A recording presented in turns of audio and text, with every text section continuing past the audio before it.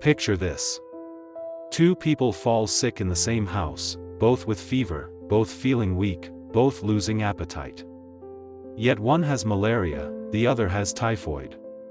Same symptoms, but completely different battles happening inside their bodies.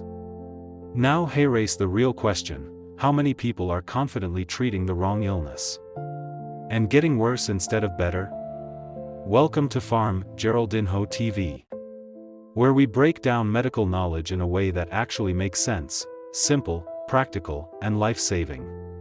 Today, we're diving deep into a topic that affects millions of people across different parts of the world, especially in regions where sanitation challenges and mosquito exposure are common: the real difference between typhoid and malaria. And trust me, by the end of this video, you won't just know the difference. You'll understand it so clearly that you can never be confused again. Let's start from the root. Because once you understand where these diseases come from, everything else begins to fall into place. Malaria is caused by a parasite, specifically a group of organisms known as Plasmodium. Now this parasite doesn't just appear out of nowhere. It needs a carrier, and that carrier is the female Anopheles mosquito. When this mosquito bites a person, it injects the parasite into the bloodstream. From there, the parasite travels to the liver, multiplies, and then invades the red blood cells.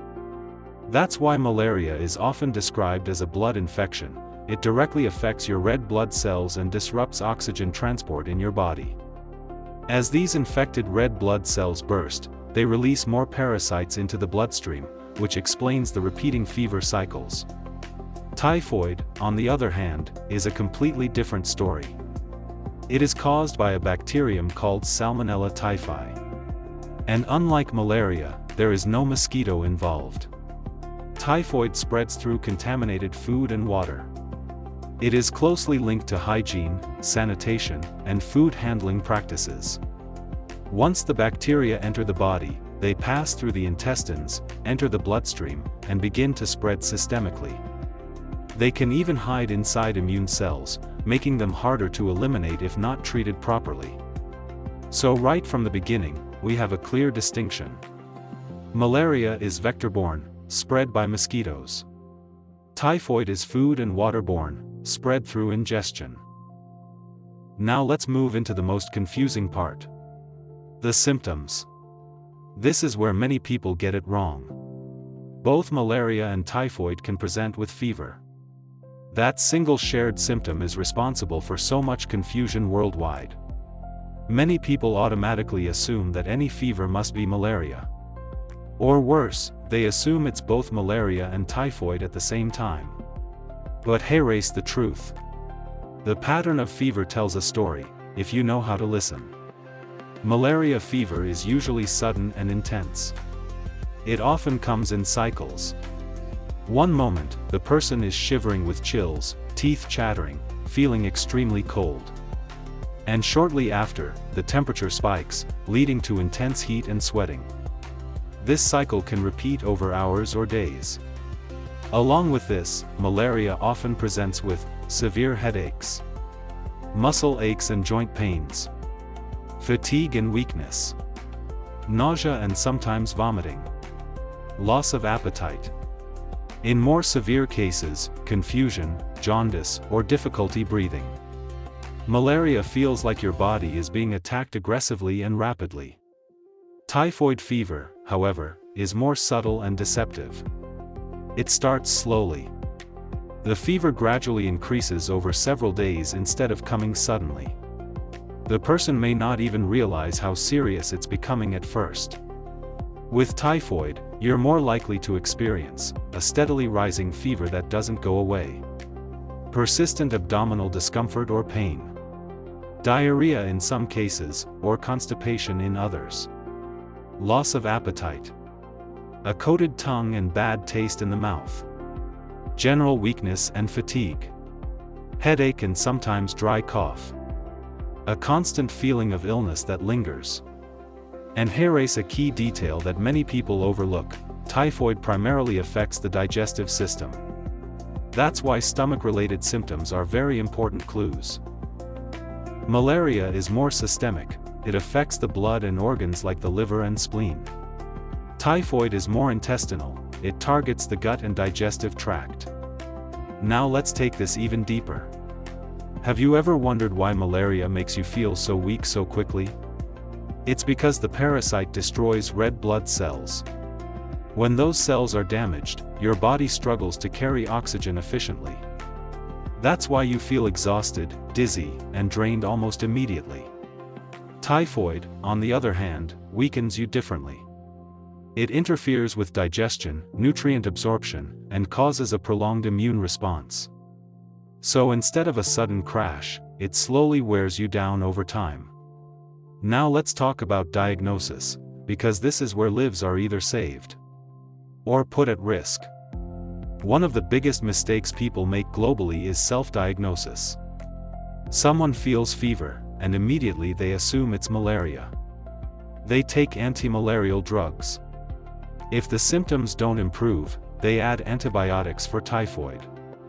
This trial-and-error approach is extremely dangerous. Why? Because different diseases require different treatments. And taking the wrong medication not only delays proper treatment, it can mask symptoms, complicate diagnosis, and even worsen the illness. The correct approach is simple but powerful: test before treatment. For malaria, a blood test is used. This could be a rapid diagnostic test, RDT, or laboratory microscopy. These tests detect the presence of the malaria parasite in the blood. For typhoid, tests such as blood culture are the gold standard because they directly detect the bacteria. Other tests like the Whittle test are commonly used in some regions, but they can sometimes give false positives or misleading results. So if you're treating without confirming, you're not treating, you're guessing. And in medicine, guessing is a risk you cannot afford. Now let's talk treatment. And this is where clarity is very important. Malaria is treated with anti-malarial medications. The most recommended first-line treatment in many parts of the world is artemisinin-based combination therapy, commonly known as ACTs. Examples include artemether-lumefantrine, artesunate-imodiaquine, dihydroartemisinin piperaquine. In some cases, especially severe malaria, injectable artesunate may be required in a hospital setting. Other supportive treatments may include paracetamol for fever, fluids to prevent dehydration, blood transfusion in severe anemia cases. Typhoid, being a bacterial infection, is treated with antibiotics. Commonly used antibiotics include ciprofloxacin, azithromycin, ceftriaxone, cefixime.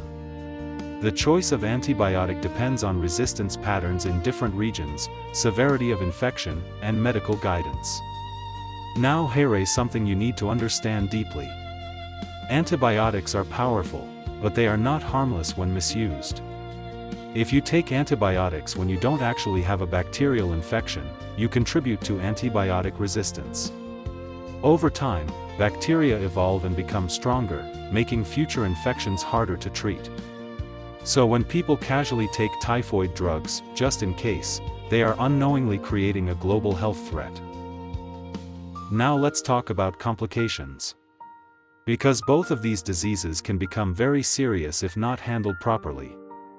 Untreated malaria can progress to severe malaria, which may include severe anemia, organ failure, cerebral malaria affecting the brain, seizures, coma and death.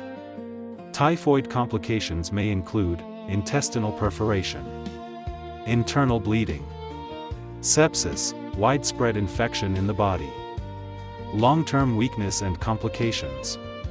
So these are not minor illnesses. They are serious conditions that require timely and accurate treatment. Now here is a question many people ask. Can someone have both malaria and typhoid at the same time? Yes, it is possible, but it is far less common than many believe. In many cases, what people assume is a combination is actually misdiagnosis, overlapping symptoms, or another infection entirely. This is why relying on symptoms alone is not enough. Testing is not optional, it is essential. Now let's shift to prevention. Because the best way to fight disease is to avoid it completely. Preventing malaria focuses on avoiding mosquito exposure, sleep under insecticide-treated bed nets. Use indoor residual spraying where available. Wear protective clothing, especially at night. Use mosquito repellents. Eliminate stagnant water around homes. Install window and door screens. Preventing typhoid focuses on hygiene and sanitation. Drink clean, boiled, or treated water. Wash hands properly with soap. Eat freshly cooked food. Avoid raw or undercooked meals. Ensure proper sewage disposal. Practice safe food storage. There is also vaccination available for typhoid in some regions, which can offer additional protection, especially for travelers or people in high-risk areas. Now let's also talk about recovery and supportive care, because treatment is not just about drugs. For both malaria and typhoid, rest is very important. Stay well hydrated. Eat light, nutritious meals. Monitor symptoms closely. Complete the full course of medications. Stopping treatment halfway can lead to relapse or resistance. Let's bring everything together clearly. Malaria, caused by a parasite. Spread by mosquito bites. Sudden onset. Symptoms include chills, sweating, headache, body pain.